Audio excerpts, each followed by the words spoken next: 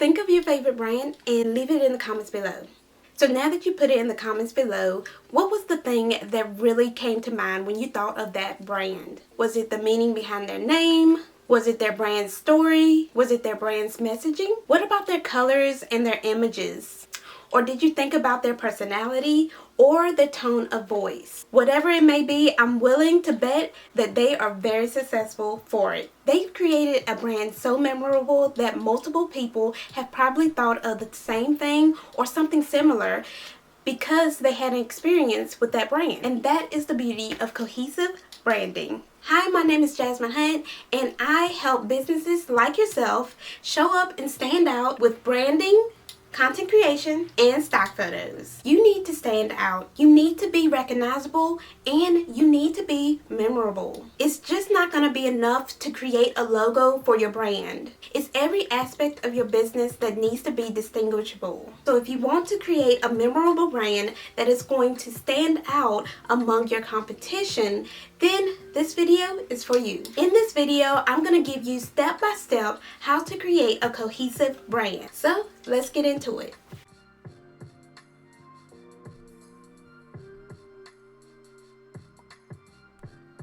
Step 1, build the foundation. Your why is what's going to help create a story behind your brand that is different among any other business out there. This is where you shine. So how will your brand help inspire your customers or clients and make them want to support you? Keep in mind why you got started, the skills that you bring to the table. What about your personality that will draw in your customers and clients? Plus, you're going to want to get really specific on those customers and clients. Those are going to be the ideal people that's going to purchase from you. I won't dive into building your foundation in this video because I already have a video already like this. And if you just click the link above, this video is going to walk you through the 5 questions that you need to ask yourself to create your brand's message. So check that out after this video.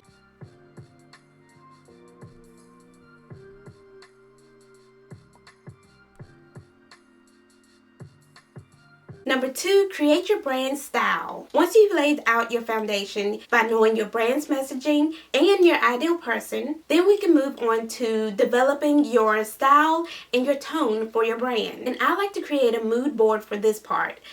But first I gotta get inspired. My favorite place to get inspired is by looking at Pinterest or at my own stock photo membership. For instance, the Merry and Bright collection. This was the inspiration behind my own rebrand back in 2019.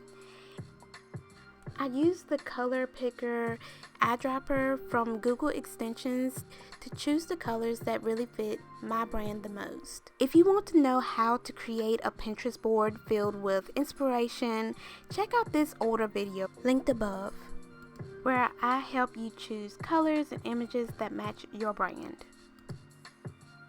Next, create an inspiration board. I like to create mine in Canva, of course. This is also where you'll choose your brand colors. Choose up to 3 to 6 colors that evokes your brand mood, personality, and tone.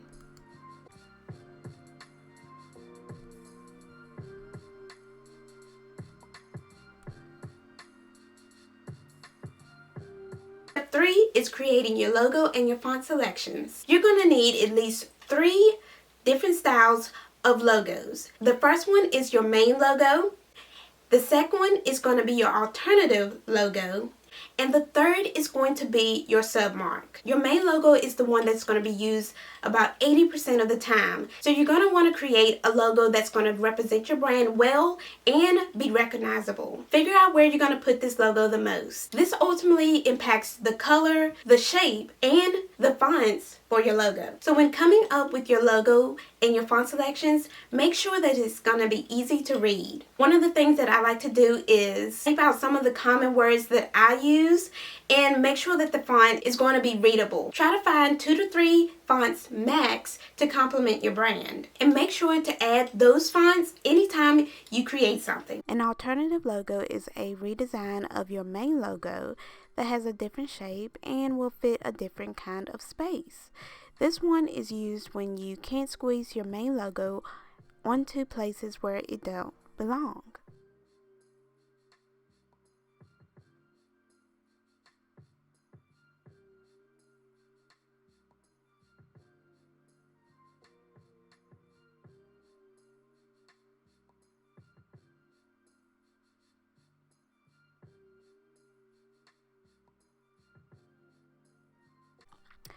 A submark is used less often than the alternative logo, but is still essential to have nonetheless.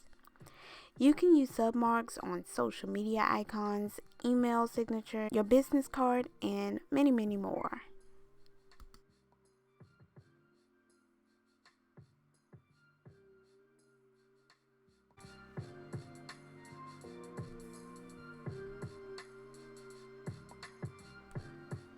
Step 4, creating your brand collateral. Brand collateral is used to help promote your business. These are items like patterns, social media graphics, pin buttons on your website, social media headers, website headers, fun graphic pieces, and even a business card if you need it. Basically, brand collateral is anything that you can use to communicate your brand's messaging in a unique way. Remember, any point of contact that you have with a customer or a potential client usually involves some sort of brand collateral. So make sure when you're choosing your brand's collateral that you're thinking of your customers or your clients' process from start to finish. Actually, I encourage you to write out those processes from start to finish. So that way you'll be consistent from the time that they find you through social media or your website, through a social media graphic, even signing up for your freebies and getting onto your newsletter, all of the promotions, and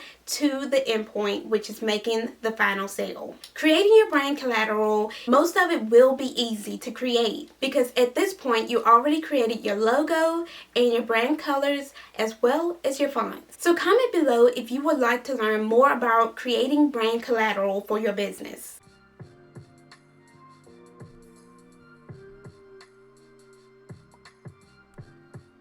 So now that you have everything that you need, all you have to do is put it together in your brand identity board. You'll have your entire visual brand experience all in one place that you can easily refer back to with any type of things that you create. Plus, I also like to keep my brand's messaging inside of that visual brand board so that I will always have that on hand when I'm thinking about what I want to create for my business.